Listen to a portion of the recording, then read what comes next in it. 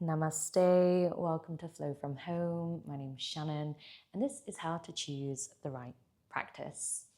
There's many ways that you can choose a practice that's going to work for you and your body. And usually the best practice is going to be the one that meets you where you're at.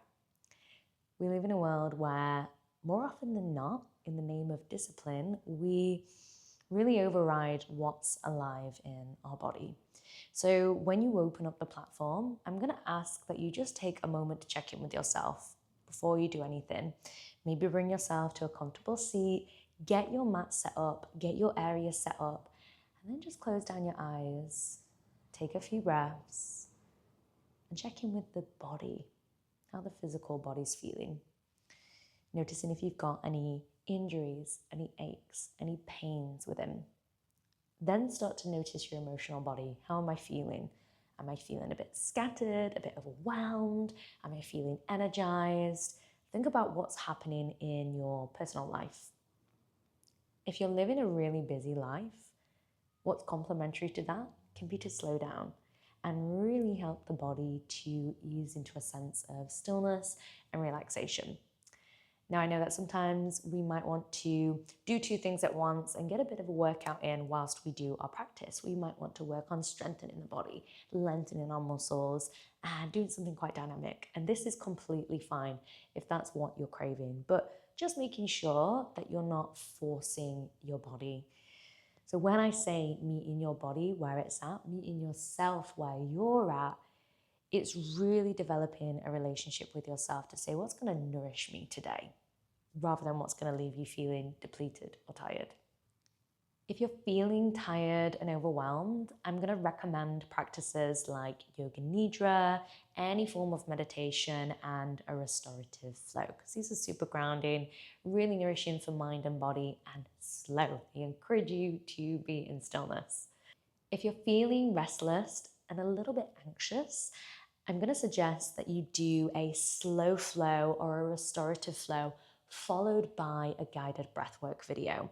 It's really nice to help you ease the body into that stillness first and then start to activate the parasympathetic nervous system, hopefully helping to ease any of that anxiety that you have within.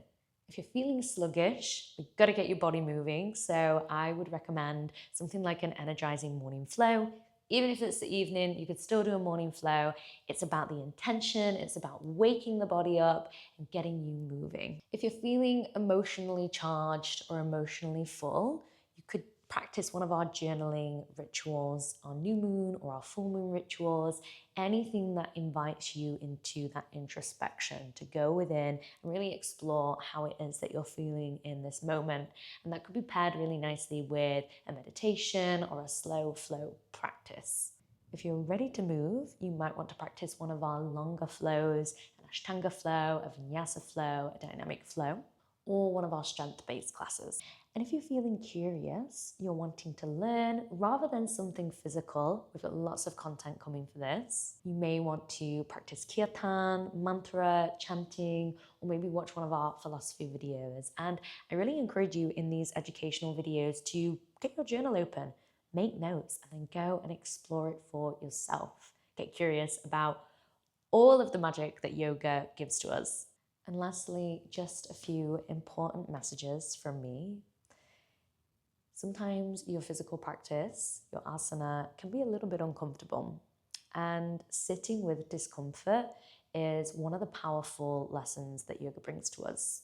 However, sitting with pain is an indication that we need to stop. I would never want you to come to your yoga practice as a way of punishing your body, as a way of trying to change yourself. Your yoga practice should be nourishing, and I encourage you to give your body so much compassion and gratitude for everything it does for you. And vice versa, if your mind is feeling busy, you may do a meditation and the mind is just filled with so many thoughts. Again, just be compassionate to yourself. Give yourself the grace to be a beginner. Give yourself the grace to learn and grow over time. With consistency, your practice will only start to gain momentum.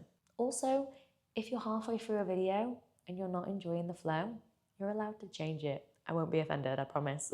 You don't have to finish every session. If you're short for time, you might just want to do the first 10-15 minutes, and that's completely okay. And lastly, doing a child's pose for 15 minutes is a valid yoga practice, I promise you.